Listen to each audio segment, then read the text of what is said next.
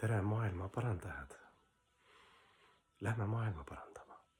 Tegelikult on nagu 4 varianti ainult, kuidas siis maailma parandada. Üks on nii, et võtame näiteks niimoodi, et mina olen karsklane. Ma olen korralik riigikodanik ja poe taga näen kogu aeg joovad see naabrimees ja ta on nii õnnetu tegelikult ta naine ja pere ja kõik tema keha ja rahakott ja elu ja võtame see vanakooli näite.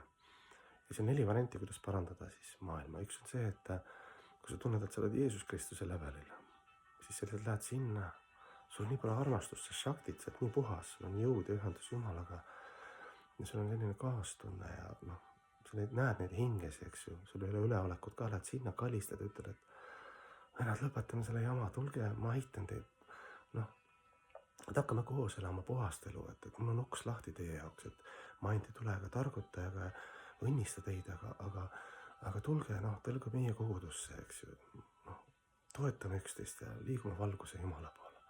See on üks variant.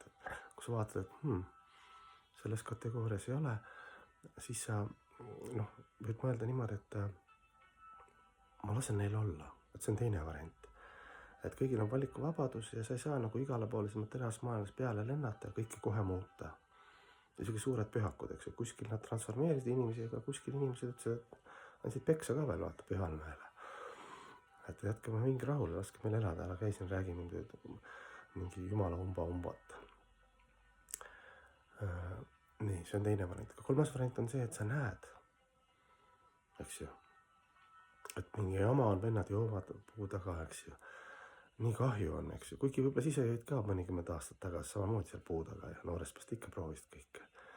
Aga sa tunned, et Jeesus Kristus sa ei ole, lased neil olla, aga palvetad nende eest. Sa näed, on eksinud, kannatad hinged, aga nemad ei saa teada sellest.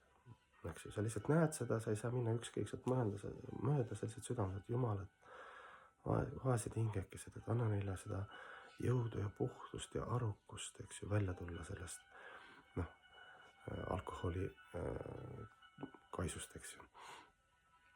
Ja 4. variant on see, et kõik need on variandid, eks ju, see ei ole, et üks on halb hea variant, ole mis tasemel see on ja 4. variant on see, et sa